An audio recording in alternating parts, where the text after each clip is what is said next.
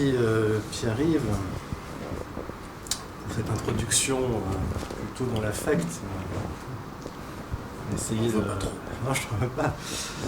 De textualiser un peu les choses, même si c'est évidemment qu'on parle de Mattei et donc de son lien avec le cercle Aristote assez difficile. Et finalement, pour rester dans cette veine-là, je rappellerai que nous sommes finalement connus à travers lui, puisque on m'avait conseillé de t'envoyer ce premier ouvrage, Au fondement du management, et il avait été préfacé par Jean-François Mattei. Et donc, quelque part, il a fait le pont entre nous deux. Alors, quelques éléments biographiques, puisque peut-être que tout le monde ne connaît pas le personnage. La première chose à souligner, c'est qu'il ne s'agit pas du médecin, du ministre, ancien ministre, Jean-François Mattei, dont le « E » ne porte pas d'accent, alors que le nôtre, le philosophe, en porte un. Il faut bien distinguer les deux personnages, ce qu'en 2004, l'État n'avait pas su faire en conviant le second à la place du premier pour recevoir donc la Légion d'honneur. C'était un an après la canicule. Voilà, donc, ne pas confondre les deux personnages. Le nôtre est bien philosophe, né en 1941 à Oran, il est revenu en France et à Marseille, qu'il ne quittera plus, en 1962. Il est agrégé de philosophie, il est diplômé de Sciences Po Aix, docteur d'État en philosophie. Il a d'abord enseigné en lycée à Toulouse puis à Marseille, avant de devenir professeur des universités à Nice, tout en étant également enseignant à Sciences Po Aix. Et donc il s'est en allé un peu vite, un peu rapidement, un peu brutalement, en mars 2014. Donc voilà 2 ans. On lui doit pas moins d'une trentaine d'ouvrages, écrits seul, la direction de plusieurs volumes collectifs, et surtout celle de 2 tomes, les tomes 3 et 4 de l'Encyclopédie universelle de la philosophie. Ce qui reflète d'ailleurs bien son érudition tout à fait humaniste au sens classique et renaissant du terme. Donc on est face quand même à un géant de la pensée. Alors, si le livre traite de Mattei, il faut bien lui rendre, s'il a une prétention à être fidèle à sa pensée, il faut bien rendre les choses à qui elles appartiennent et se placer quelque part sous le patronage de Némésis. Némésis qui était une déesse que Jean-François Mattei affectionnait particulièrement, puisque c'est elle qui rétablit justement l'équilibre quand il y a déséquilibre, ou la mesure quand il y a 2 mesures.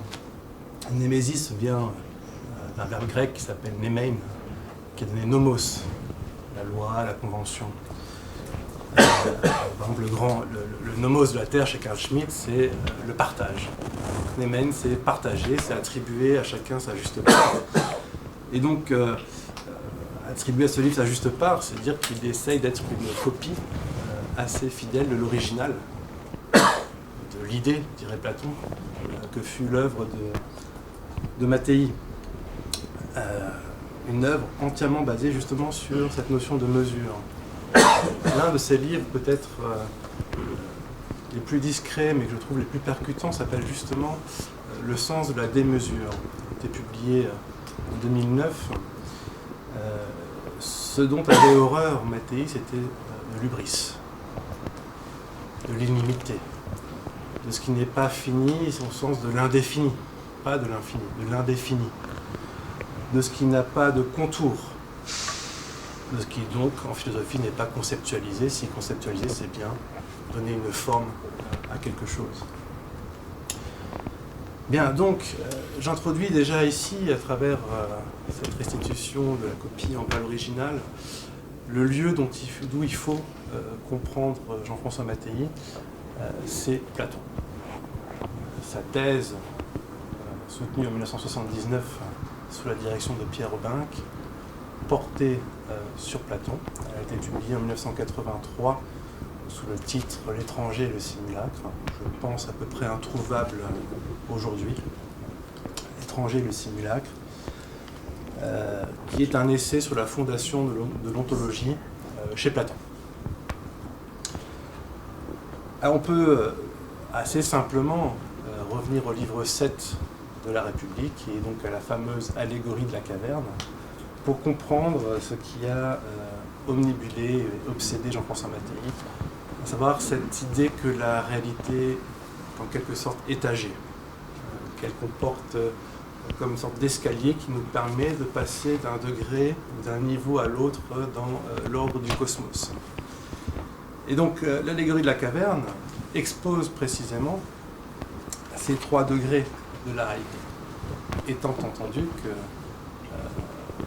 pour Platon comme pour Mattei, la caverne est bien notre seul monde.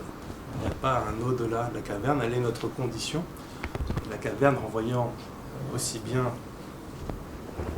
à la caverne d'Hadès, c'est-à-dire à quelque chose qui sommes promis pour être enterré, qu'à la caverne où nous sortons, le ventre de notre mère. Donc c'est notre lieu, nous en sortons et nous y retournons. Et bien cette caverne qui donc voit un prisonnier enchaîné au fond de la paroi avec un joug sur ses jambes, un joug attaché à son cou et qui force à avoir le regard orienté vers le fond sans pouvoir se retourner. Et bien un jour ce prisonnier que Socrate met en scène devant Glaucon se voit, en fait il ne faut pas dire la forme active, il n'arrache pas ses joues. Il constate que ses joues en fait se sont arrachées. Comment? On ne sait pas. Se retourne et va entamer cette longue montée vers la contemplation du soleil, qui est donc l'analogie du souverain bien, en passant par des étapes intermédiaires. Il va d'abord avoir les yeux totalement obscurcis parce qu'il est habitué à l'ombre, et vous savez, dès qu'on reçoit le soleil, on ne voit pas tout de suite clair, il faut s'y habituer progressivement. Donc il va d'abord percevoir de façon trouble des objets, puis un feu, et il va continuer encore sa route pour arriver à l'air libre et voir les idées, le monde intelligible, plutôt le lieu intelligible. Platon justement ne parle pas de monde intelligible, il parle de lieu intelligible. Et enfin le soleil, avant de retourner dans la caverne, et avant d'être moqué par les anciens prisonniers qui ne voudront rien apprendre de lui et le mettront à mort. L'allégorie de la caverne étant autre que le récit de la mort, de la mise à mort de Socrate par ses concitoyens. Et donc on voit là apparaître 3 niveaux de réalité, les ombres projetées sur la paroi de la caverne, que sont les simulacres ou les fantasmes. Les fantasmes, si on s'accorde à l'étymologie grecque, simulacre à l'étymologie latine, et qui sont des copies infidèles des idées. Deuxième niveau de réalité, celui des objets, celui donc des copies et de l'imitation supérieure, dit Platon. L'imitation supérieure de quoi? Du 3e niveau de réalité, qui est justement celui intelligible, qui comprend ses formes et ses idées, ultime lieu de vérité et de réalité, les deux étant synonymes. Donc on parle ici, en termes techniques, d'une ontologie scalaire, c'est-à-dire d'une conception du monde qui suppose plusieurs étages, qui naît donc chez Platon, en tout cas dans notre tradition occidentale, et qui sera largement approfondie par la tradition néoplatonicienne, notamment Plotin pour citer le plus connu. Et alors précisément, vous voyez tout de suite que les adversaires de pensée de Mattei furent tous ceux qui ont osé remettre en cause cet ordre du monde. Alors, Ordre du monde, c'est justement le titre d'un de ses ouvrages, publié en 1989, si ma mémoire est bonne, sous-titré Platon, Nietzsche, Heidegger. 3 références incontournables dans sa pensée. Et il est tantôt donc la traduction de Cosmos, le Cosmos grec. On y reviendrai. Et à ce titre, il y a un célèbre chapitre de Logique du sens de Deleuze qui revient souvent sous la plume de Mattei pour être justement dénoncé, dans lequel Deleuze voudrait procéder à l'inversion de cette hiérarchie en disant qu'il était temps que les simulacres s'émancipent à la fois des objets, les copies, et des idées, de façon à ce que les simulacres puissent danser librement au fond de la caverne, telle la prolifération, si vous voulez, des rhizomes que Deleuze a promu dans son œuvre. Donc pas plus grand adversaire de Mattei que ce système deleuzien, où il n'aurait plus rien de tel qu'une idée, c'est-à-dire aussi une origine. Et Deleuze le dit bien, le rhizome est une anti-généalogie. Le soleil est notre origine. D'ailleurs, c'est intéressant de voir chez Platon tout le vocabulaire de la filiation qui est utilisé. Il parle de rejeton, il parle de lignée, etc. Donc vous voyez que Mattei se pose tout de suite en adversaire platonicien d'une certaine tendance de la postmodernité à vouloir se débarrasser de la réalité. Un fait marquant de cette ontologie scalaire dont je parle, c'est qu'elle articule dans ses différents niveaux de réalité le visible à l'invisible, en accordant évidemment une priorité ontologique à l'invisible sur le visible. D'ailleurs, le mot d'ordre de la philosophie platonicienne, c'était non pas sauver son âme, comme chez les chrétiens, mais sauver les phénomènes. Il fallait sauver le monde de la dispersion des phénomènes. Et donc, il fallait penser l'être pour assurer une consistance au monde dans lequel nous vivons. Et cette articulation du visible et de l'invisible se produit en un lieu qui est aussi bien ontologique que linguistique, c'est l'analogie. L'analogie. L'analogie a une très forte importance dans la pensée de Mattei. Je pense, on peut dire que c'est un fil directeur qui structure son œuvre de 1983 jusqu'à 2015. Un exemple très simple, et on y reviendra après, parler de déconstruction n'a de sens que si on a l'image de l'architecture et de l'édifice qu'on abat. Donc le mot même prend sa puissance de l'image qu'il évoque en nous. J'y reviendrai. Et donc, l'analogie, qu'est-ce que cela ? C'est ce que Pythagore, Platon et ensuite Aristote ont nommé l'égalité géométrique, c'est-à-dire le sens des proportions. Vous avez d'un côté l'égalité arithmétique, celle qui voudrait attribuer à chacun la même part.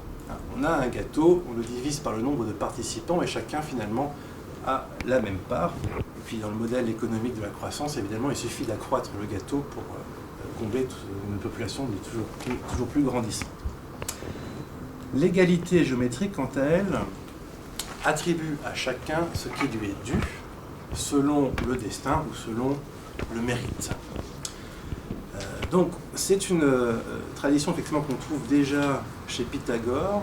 Derrière Platon, Mattei voit toujours deux figures, c'est Pythagore et Ulysse. Donc chez Pythagore, qu'on retrouvera chez saint Thomas d'Aquin. Et aujourd'hui, pour prendre deux exemples, cette tradition, on la retrouve en droit chez Michel Villet, qui construit justement toute son œuvre autour de cette idée très simple qu'il faut rendre à chacun son dû, héritage donc pythagoricien. Ou en physique, chez Bernard d'Espagna, qui nous a quittés l'année dernière, au mois d'août l'année dernière, et pour qui la structure ultime du monde n'est aucunement la matière, mais bien des relations et des rapports mathématiques. Donc vous voyez, ce que j'essaie de montrer ici aussi, c'est qu'à travers l'œuvre de Mattei, il y a une relecture de l'histoire de la pensée occidentale, une forme de continuité quand on arrive à la cerner. Et là, cela aussi, il s'oppose fermement à toutes les lectures qui vont insister sur les généalogies sérielles ou sur les discontinuités. Et utilisant ces mots, je fais notamment référence donc, à Michel Foucault. Donc, analogie, égalité géométrique, sens des proportions, c'est justement de cette façon-là que j'ai structuré mon livre. Autour de 5 grandes analogies Pourquoi 5, je ne le dirai pas, il faudra lire le livre. Pourquoi 5, je ne le dis pas, mais les 5, les voici. L'architecture, le théâtre, l'étoile, la musique et le tissu. L'architecture, le théâtre, l'étoile, la musique et le tissu. Et comme vous avez compris qu'à chaque idée finalement correspond à un simulacre, parce que, ça j'ai oublié de le dire, mais le soleil ne peut pas empêcher l'ombre d'être. Dès qu'il y a soleil, il y a nécessairement ombre, donc dès qu'il y a idée, il y a nécessairement simulacre. L'enjeu de la philosophie, c'est justement de faire comprendre au simulacre qu'il est simulacre de quelque chose, d'une réalité, et non pas autonome et indépendant d'une référence extérieure. Donc, à chaque fois, j'associe à ces analogies fondatrices de la philosophie, présentes chez Mattei, son contraire, ou son simulacre, donc à l'architecture, à la philosophie comme architectonique, il y a la déconstruction. Au théâtre, qui est donc la contemplation au sens grec, l'étymologie grecque, théâtrène, c'est contempler. Donc à la contemplation et au théâtre, à la contemplation des idées, il y a ce que Mattei a appelé dans un essai d'ailleurs qui a été primé par l'Académie en 2007, le regard vide, sous-titré Essai sur l'épuisement de la culture européenne.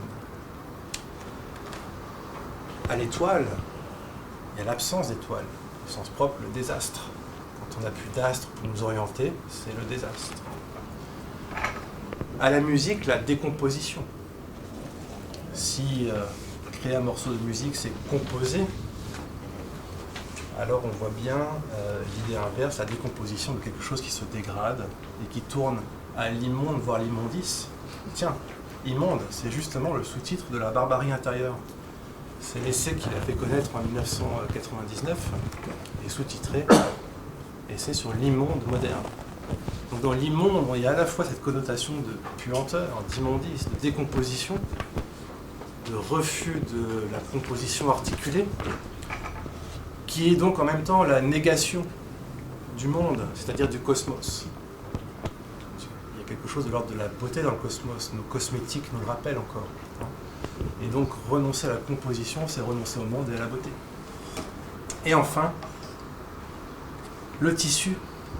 Le tissu, l'univers conçu comme un tissu, ou alors, comme chez Platon, dans ce dialogue, très beau dialogue qui s'appelle le politique, c'est l'art royal du politique, qui est un art de tisserand, de tisser la communauté.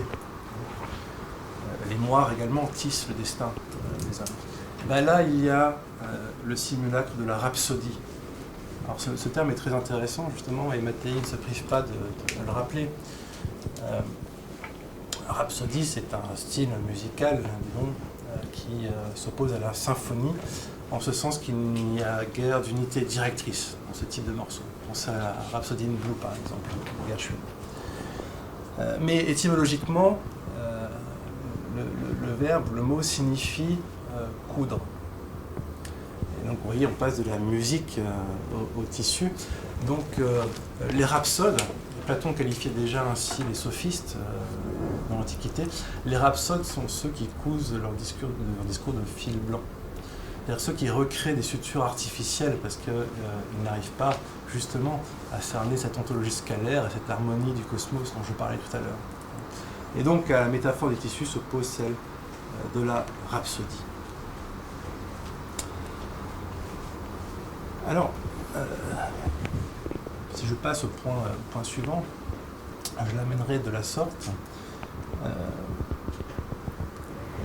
Pour qu'un livre soit jugé bon, il me semble qu'il y a une condition nécessaire que l'on passe aujourd'hui trop souvent sous silence. À savoir que ce à quoi il s'intéresse soit déjà bon. Condition nécessaire mais pas suffisante. C'est-à-dire que c'est un postulat, celui qui rompt avec ce relativisme ambiant, qui voudrait que la qualité d'un livre dépende uniquement de son auteur. Donc je prétends que cela est faux et que ça dépend autant du sujet dont il traite que de l'auteur.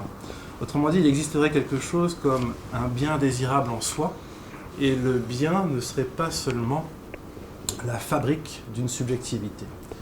Et ça correspond bien, si vous voulez, à l'état d'esprit de la philosophie de Mattei, que je placerai sous cette expression de régime d'extériorité. Mattei est un anti-moderne en ce sens seulement, et uniquement celui-ci, qu'il considère le repli de l'individu sur lui-même comme un effondrement du monde. C'est justement ce qu'il a appelé la barbarie intérieure. Dans ce livre, il distinguait d'un côté la feritas ou la ferocitas, qui est donc la barbarie de la violence sanguinolente, celle du combat, du massacre, et la vanitas, la vanité, qui désigne une sorte d'incapacité du sujet à se cultiver et à se hisser au niveau de la civilisation. Donc la pensée de Mattei se place bien sous la bannière de l'extériorité. Alors, on peut déjà à ce niveau-là tirer deux conséquences. C'est que il fait partie de ces penseurs qui, depuis les Grecs jusqu'à Nietzsche et Heidegger, ont placé la finitude humaine au cœur de leur système. C'est-à-dire que, ou si vous voulez, l'idée que l'être humain est mortel, pour le dire plus simplement. Donc c'est une certaine condition tragique de l'humanité. Et pour Mattei, penser l'homme, ou l'humanisme, consiste justement à ne pas le penser à partir de lui-même, mais à partir de quelque chose qui le dépasse. Il est extrêmement fidèle à Heidegger, il le dit très bien dans son dernier livre, paru à titre posthume, qui s'intitule « L'homme dévasté », que penser l'homme à partir de l'homme est une impasse. C'est pourquoi il faut le penser à partir de l'être. La deuxième chose, c'est que s'il y a quelque chose qui nous dépasse, cela signifie qu'il y a une séparation ou un écart entre l'homme et autre chose. Mattei explique bien que Platon, quand il s'est détaché de Parménide, ce qu'on appelle le parricide de Parménide, a évacué la tautologie de la philosophie. C'est-à-dire que pour Parménide, l'être et la pensée ne font qu'un. Pour Platon, la philosophie commence justement quand un écart existe entre ce que nous pensons et le monde tel qu'il est.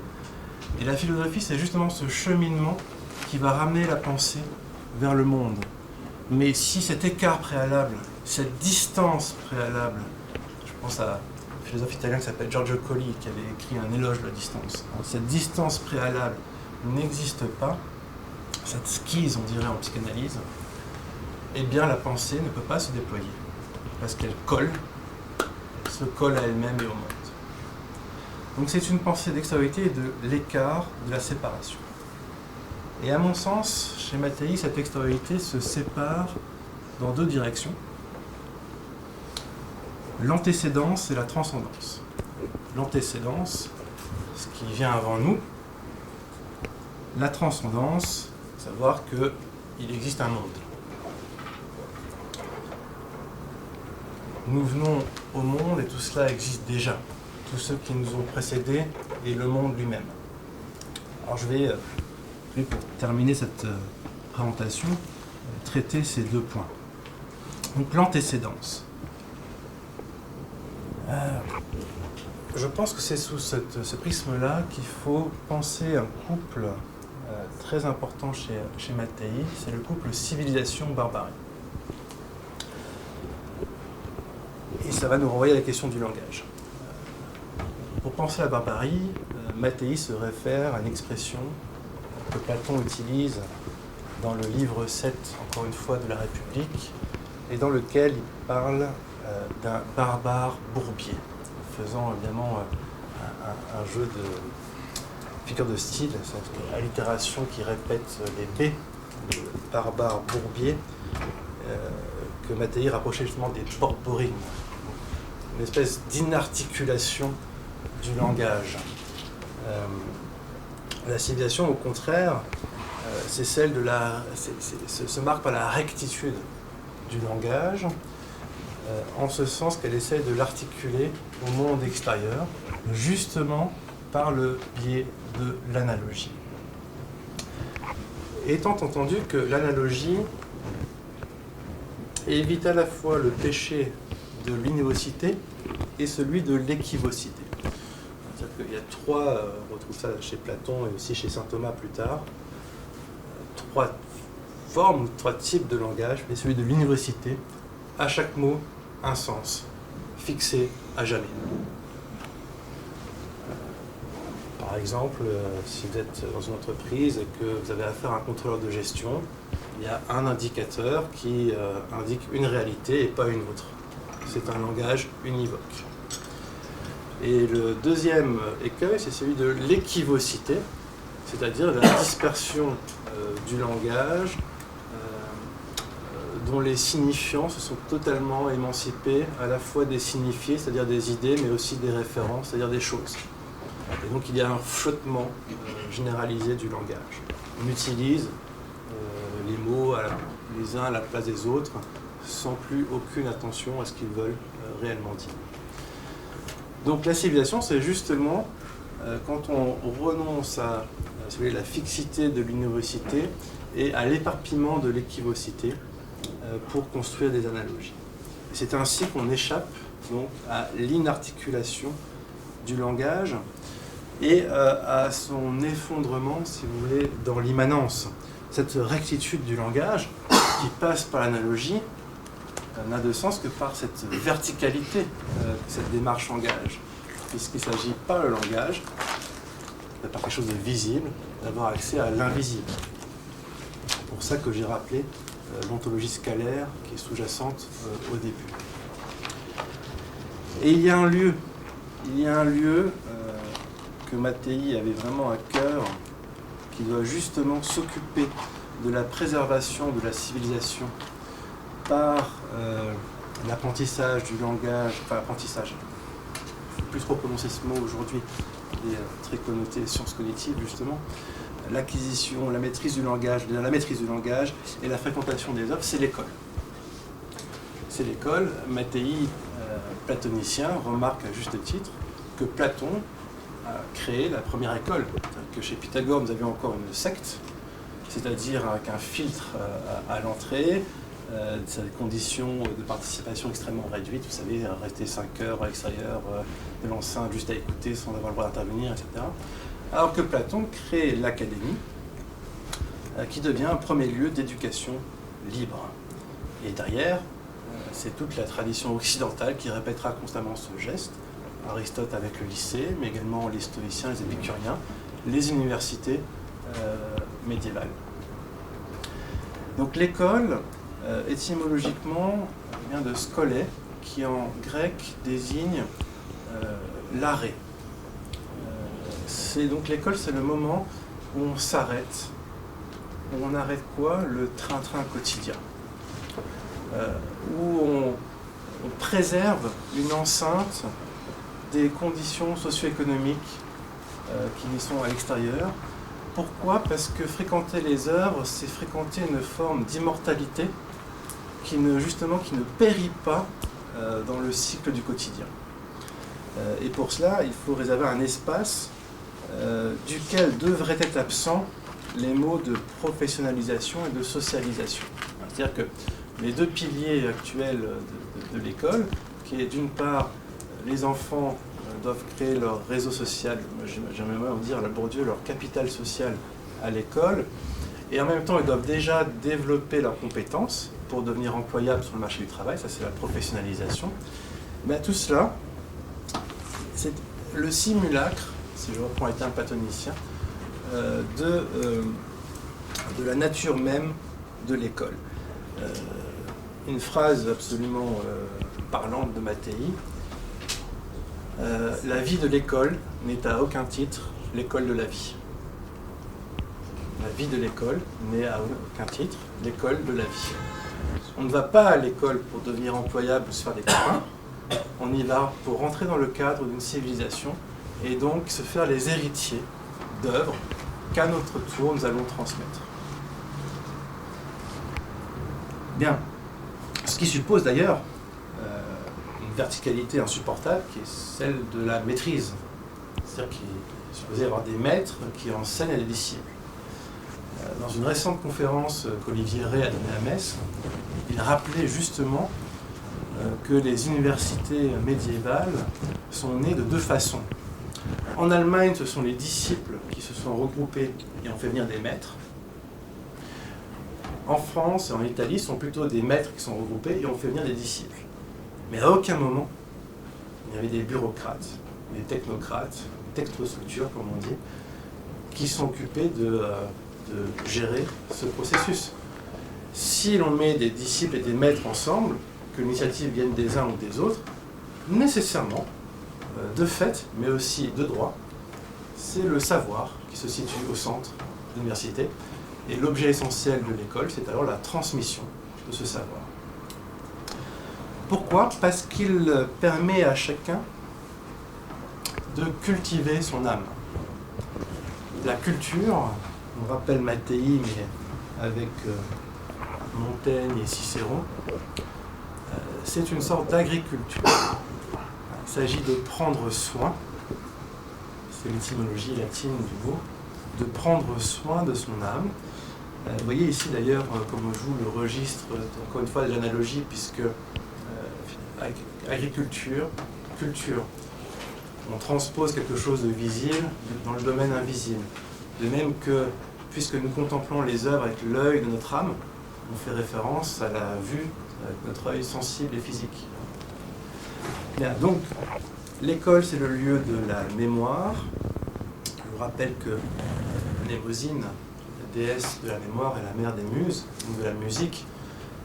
Et donc, cela ne m'étonne pas qu'il ait été scandalisé par quelques paroles de rap. C'est d'attribuer justement à la musique le pouvoir de nous ramener aux sources, à l'origine. Mattei soulignait d'ailleurs que ce ne sont pas les dieux qui étaient, dans la mythologie grecque, garants de l'origine. La troisième génération des dieux, les Olympiens, sont garants de l'ordre du monde, certes, mais ils ne sont pas assez anciens pour avoir connu justement l'origine. Et il fallait une titanide, donc Mnémosyne, fille de terre et de ciel, Gaïa et Uranos, pour préserver justement les mystères de l'être et les secrets de notre provenance. Antécédence enfin, parce que je parle de civilisation, mais enfin de laquelle parlons-nous ? De l'Europe. Mattei place clairement sa réflexion non pas au niveau de la France dans ses essais, mais au niveau de l'Europe et de la civilisation européenne. Et il y a une expression qui revient souvent. L'Europe, pour Mattei, se vit sous le mode de la secondarité.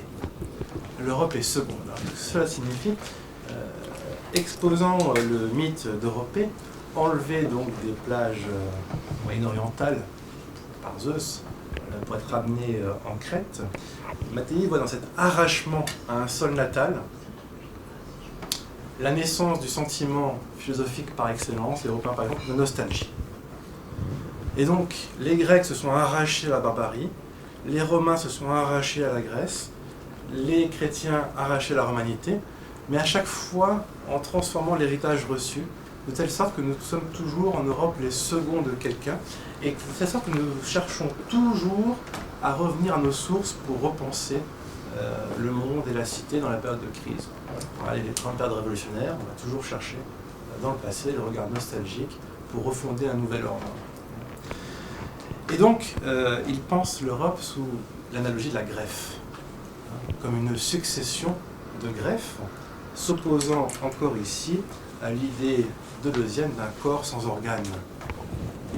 Pour qu'il puisse y avoir greffe, il doit y avoir un corps préalable sur lequel on puisse ajouter des éléments. Et ce corps-là, pour Mattei, c'est donc celui de la Grèce. Deuxième régime d'extériorité, celui de la transcendance.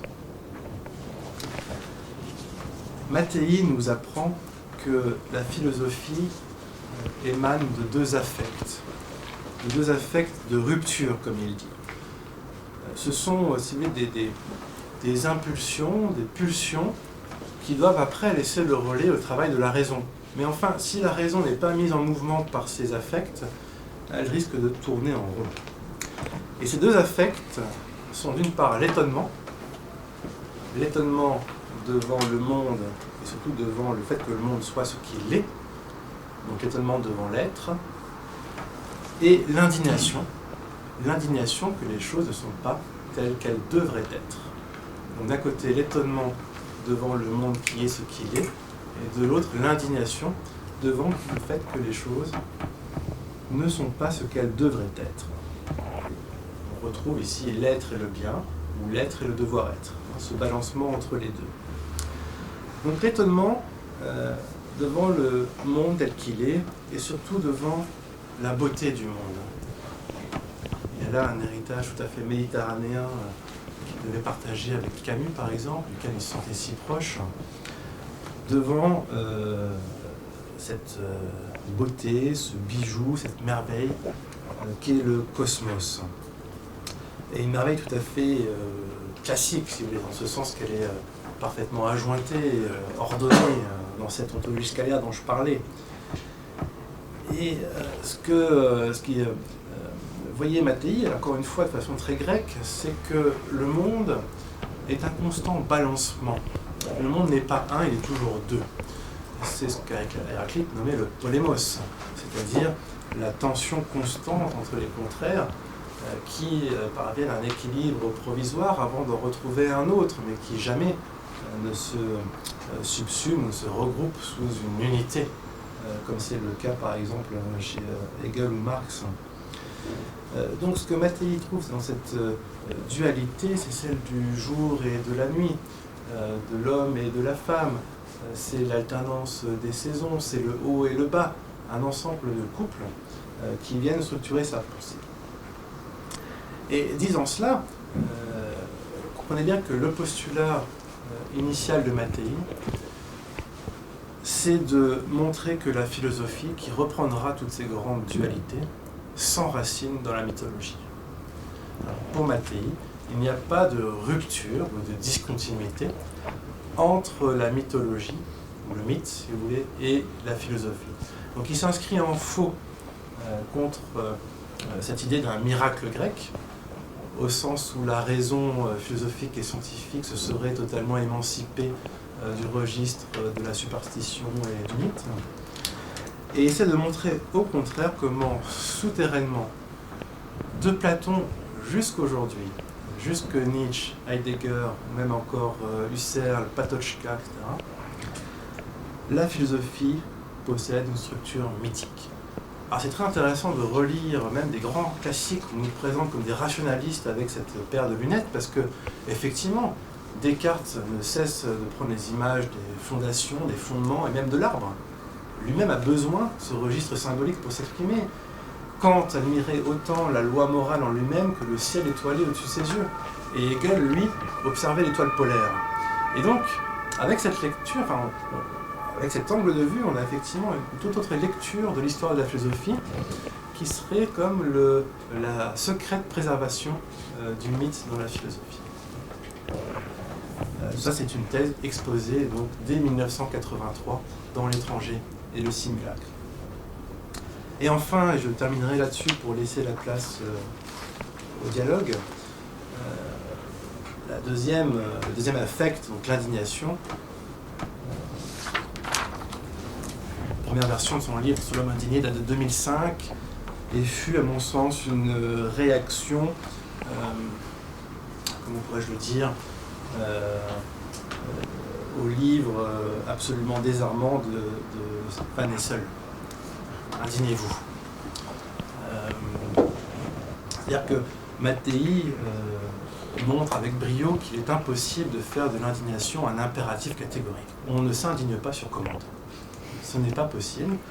On s'indigne devant une injustice singulière, particulière, pour ensuite évidemment laisser le relais à la raison qui pourra porter cela à l'universel. Mais on s'indigne devant une situation particulière parce qu'on voit une injustice, quelque chose est dû qui n'a pas été distribué, quelque chose est indu qui a été distribué. Donc on s'indigne. Et il y a là un point commun entre Mattei et Lévinas. Mattei a beaucoup dialogué avec Lévinas, dans ses livres, pas en personne, en ce sens que chez l'un comme chez l'autre, il y a cette référence au livre 6 de la République chez Platon, dans lequel Platon parle du souverain bien, epikeneatesousies, le bien au-delà de l'être. Donc il y a quelque chose qui transcende encore le monde qui nous transcende et qui est le souverain bien. Et Lévinas, vous voyez là, le signe d'une transcendance que justement les philosophes successifs allaient perdre de vue. Et Mattei, alors, et du coup Lévinas, évidemment, dans son raisonnement, va vouloir substituer l'éthique à l'ontologie, en disant que c'est la seule façon de préserver cette transcendance. Mattei s'inscrit en faux, vous avez vu, puisque pour lui la philosophie naît ce double affect, à la fois l'étonnement et l'indignation. La philosophie est à la fois ontologie et éthique, les deux à la fois. Mais alors, ce qui est intéressant, c'est que, alors que Lévinas justement prend en vue ce souverain bien, jamais il ne souhaite le réenraciner dans le monde. Pour lui, notamment, Lévinas avait très bien vu, il utilise les mêmes métaphores que Mattei pour qualifier la philosophie. Il dit la philosophie n'est qu'aspiration au retour, elle n'est que nostalgie, sur le modèle d'Ulysse qui veut regagner Ithaque. Et donc pour Lévinas, il ne faut surtout pas regagner Ithaque parce que c'est le risque de l'enracinement et donc de tous les totalitarismes, si vous voulez, en germe dans cet enracinement. Alors que pour Mattei, au contraire, le bien, la perspective de la transcendance du bien, appelle à nouveau un retour sur le sol natal. On définit souvent la philosophie comme le retour, comme un chemin qui revient à l'origine, le chemin de chez nous. Et Ulysse qui donc gagne les rivages d'Ithaque, qui croit qu'il va pouvoir s'y installer, mais le prophète lui prédit qu'il faudra reprendre sa rame à l'épaule et remarcher. D'où le titre de mon ouvrage. Je vous remercie.